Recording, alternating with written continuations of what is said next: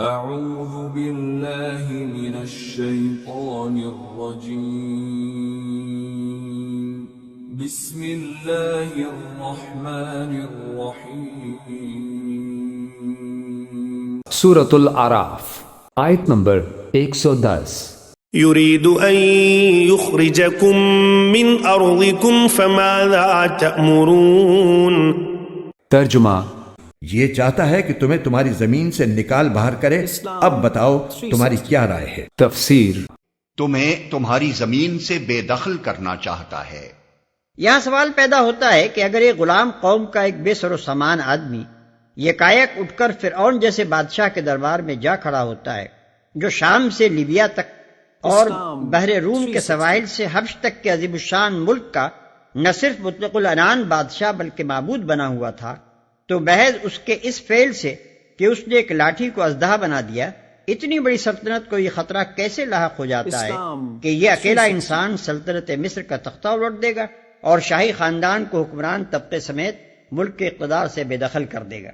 پھر یہ سیاسی انقلاب کا خطرہ آخر پیدا بھی کیوں ہوا، جبکہ اس شخص نے صرف نبوت کا دعویٰ اور بنی اسرائیل کی رہائی کا مطالبہ ہی پیش کیا تھا اور کسی قسم کی سیاسی گفتگو سرے سے چھیڑی ہی نہ تھی؟ اس سوال کا جواب یہ ہے کہ موسیٰ علیہ السلام کا دعویٰ نبوت اپنے اندر خود ہی یہ معنی رکھتا تھا کہ وہ دراصل پورے نظام زندگی کو بحیثیت مجموعی تبدیل کرنا چاہتے ہیں، جس میں لامحالہ ملک کا سیاسی نظام بھی شامل ہے۔ کسی شخص کا اپنے آپ کو رب العالمین کے نمائندے کی حیثیت سے پیش کرنا لازمی طور پر اس بات کو متضمن ہے کہ وہ انسانوں سے اپنی کلی اطاعت کا مطالبہ کرتا ہے، کیونکہ رب العالمین کا نمائندہ کبھی مطیع اور ریت بن کر رہنے کے لیے نہیں آتا بلکہ مطاع اور رائی بننے ہی کے لیے آیا کرتا ہے، اور کسی کافر کے حق حکمرانی کو تسلیم کر لینا اس کی حیثیت رسالت کے قطعاً منافی ہے۔ یہی وجہ ہے کہ حضرت موسیٰ علیہ السلام کی زبان سے رسالت کا دعویٰ سنتے ہی فرعون اور اس کے اعیان سلطنت کے سامنے سیاسی و معاشی اور تمدنی انقلاب کا خطرہ نمودار ہو گیا۔ رہی یہ بات کہ حضرت موسیٰ علیہ السلام کے اس دعوے کو مصر کے دربار شاہی میں اتنی اہمیت ہی کیوں دی گئی، جبکہ ان کے ساتھ ایک بھائی کے سوا کوئی معاون و مددگار اور صرف ایک سانپ بن جانے والی لاٹھی اور ایک چمکنے والے ہاتھ کے سوا کوئی نشان معموریت نہ تھا؟ تو میرے نزدیک اس کے دو بڑے سبب ہیں۔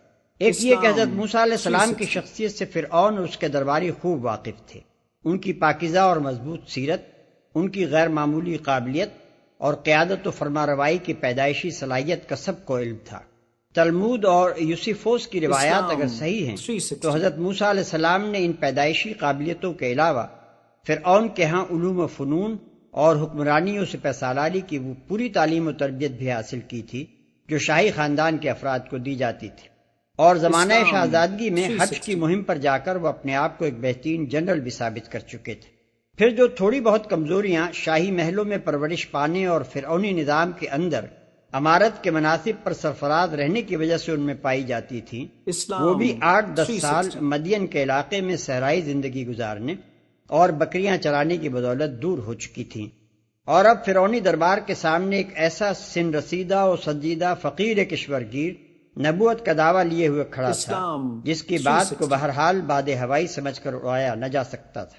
دوسری وجہ یہ تھی کہ عصا اور ید بیضا کی نشانیاں دیکھ کر فرعون اور اس کے درباری سخت مرعوب ہو چکے تھے، اور ان کو تقریباً یہ یقین ہو گیا تھا کہ یہ شخص فی الواقع کوئی فوق الفطری طاقت اپنی پشت پر رکھتا ہے۔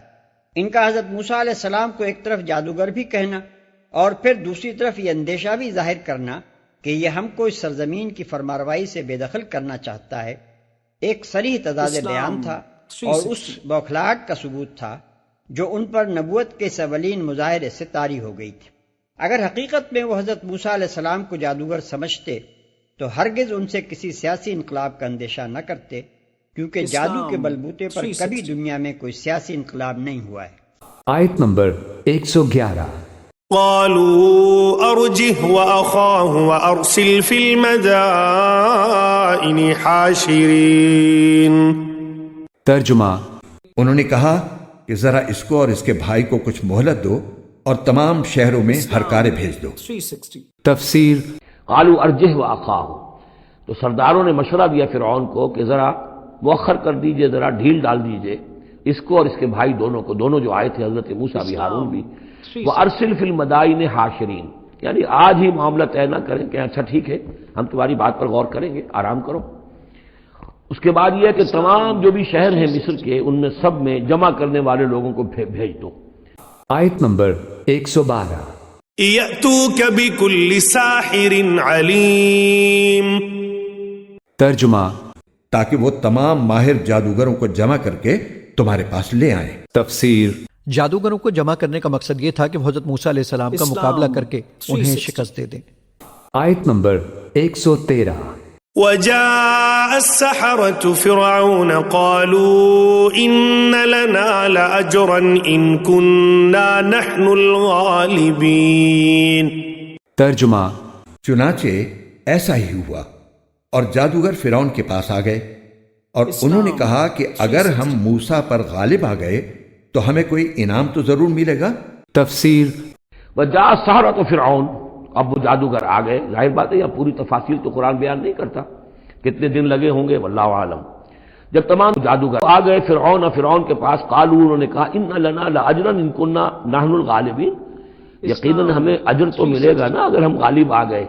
یعنی یہاں ذہنیت کو نمایاں کیا جا رہا ہے کہ موسیٰ جب آئے تھے تو انہوں نے تو کوئی شے طلب نہیں کی تھی، وہ اللہ کے رسول تھے، انہوں نے کوئی شعبدہ دکھا کر یہ نہیں کہا تھا کہ انعام دیجئے، کوئی سرفراز فرمائیے۔ اور یہ جو آئے ہیں جو جادوگر ان کا کردار یہی ہے، انہیں سب سے زیادہ فکر یہ ہے کہ ہمیں کچھ خلعتیں ملیں گی، کوئی انعامات ملیں گے۔ آیت نمبر 114۔ قال نعم وإنكم لمن المقربين۔ ترجمہ، فرعون نے کہا ہاں، اور تمہارا شمار یقیناً ہمارے مقرب لوگوں میں بھی ہوگا۔ تفسیر۔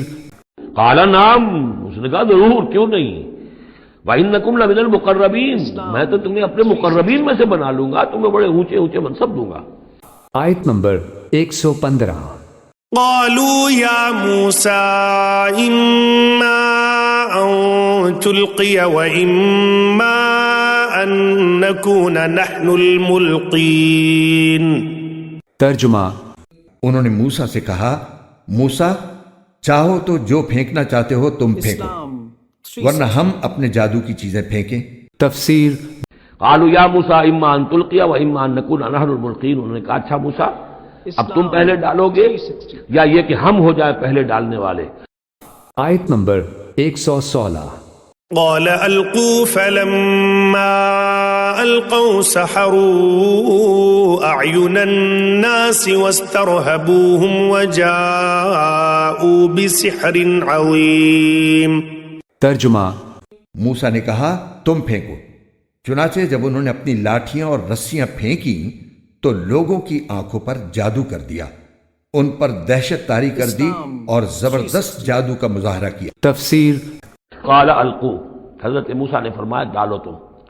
فلما القوا، جب انہوں نے ڈالا، انہوں نے بھی کچھ چھڑیاں اور کچھ رسیاں پھینکی۔